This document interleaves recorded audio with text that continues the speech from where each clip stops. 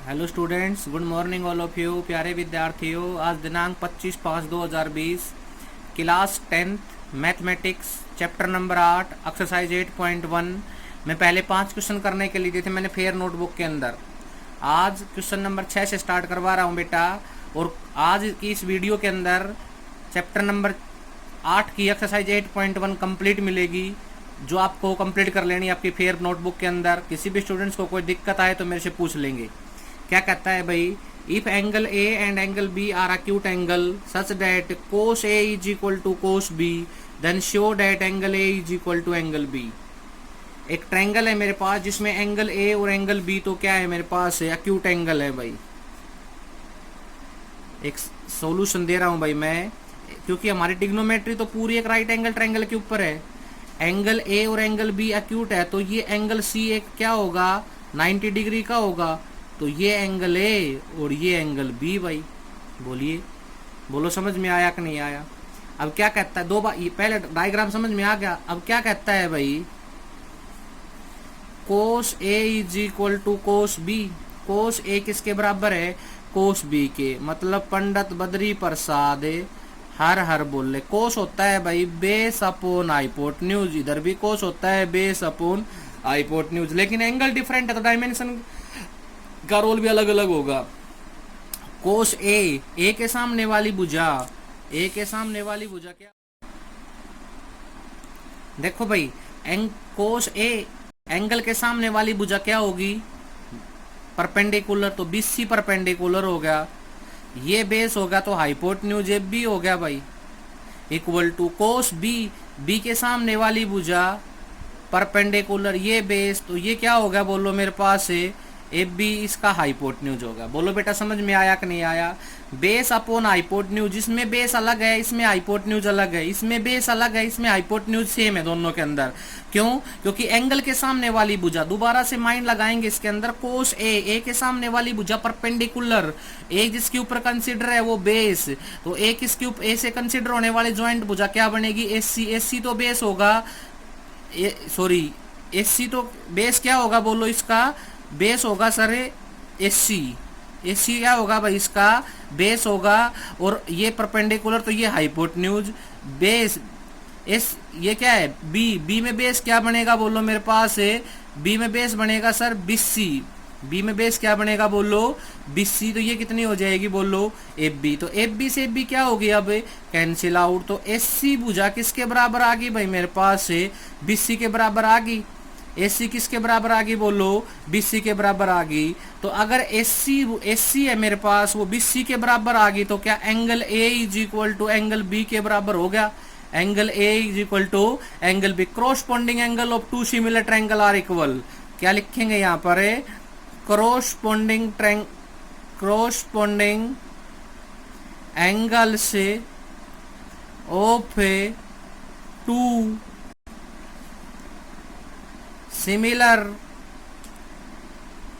Triangle are equal. Corresponding क्या होंगे, corresponding angle of two similar triangles are equal. तो angle A किसके बराबर आ गया भाई मेरे पास है एंगल बी के। और यही बात मुझे क्या करनी थी बोलो, प्रूव करनी थी। तो क्या लिखेंगे बोलो यहाँ पर, हैंस इट इज प्रूव्ड। ये बात क्या होगी भाई मेरे पास है प्रूव होगी। बोलो क्वेश्चन नंबर 6 समझ में आया कि नहीं आया भाई।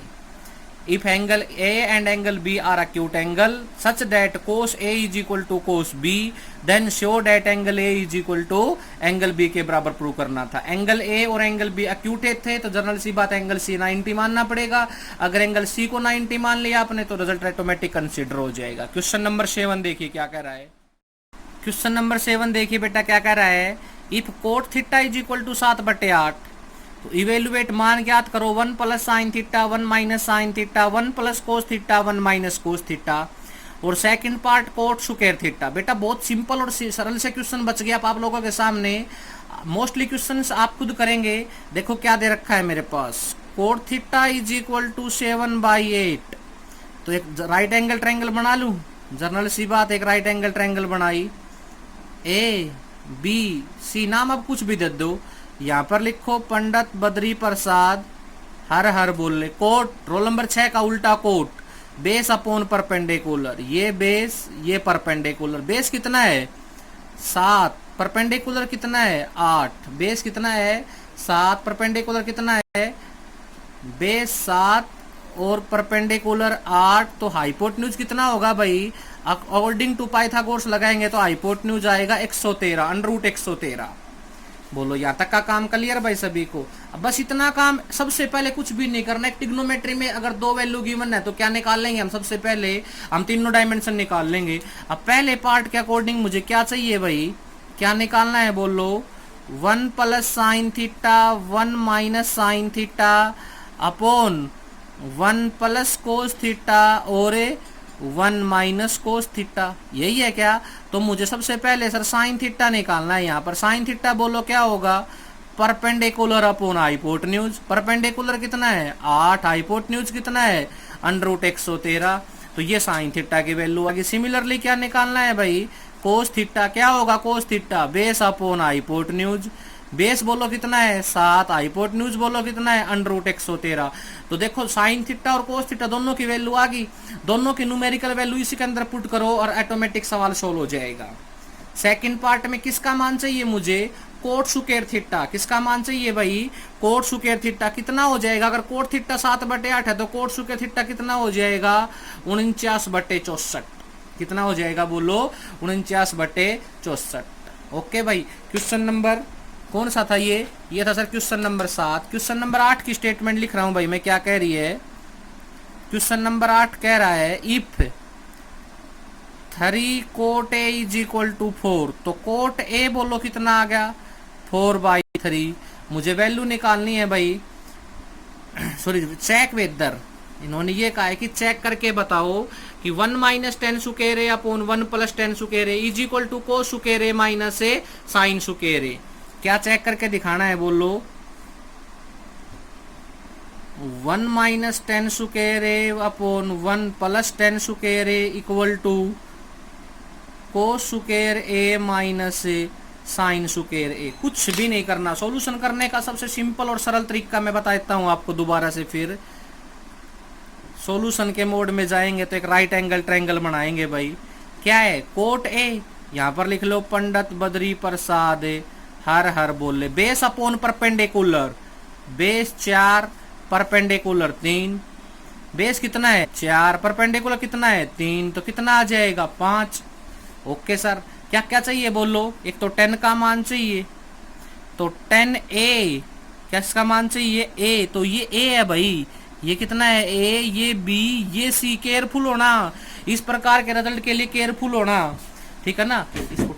इस प्रकार के रिजल्ट के लिए क्या होना, केयरफुल होना। एंगल ए है तो ए ही लेना है आपको, ए।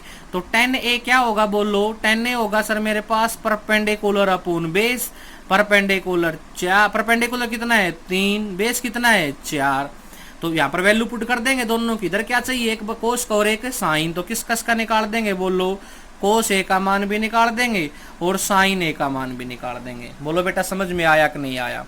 क्वेश्चन नंबर कौन सा 8। अब सारे क्वेश्चन सेम है, अब खुद करेंगे, मैं नहीं करवाऊंगा। क्वेश्चन नंबर 9, क्वेश्चन नंबर 10 और क्वेश्चन नंबर 11, मतलब एक्सरसाइज 8.1 कंप्लीट फेयर नोटबुक में करेंगे। अगर किसी भी स्टूडेंट्स को कोई दिक्कत हो तो मेरे से आप कमेंट करके या मेरे पर्सनल नंबर पे पूछ सकते हैं। प्यारे विद्यार्थियों, काम साथ साथ करते चलो। चैप्टर बहुत इंपॉर्टेंट है ट्रिग्नोमेट्री का, ध्यान से पढ़ो। फिर भी कोई दिक्कत आए तो मेरे से कंसल्ट करो। ओके।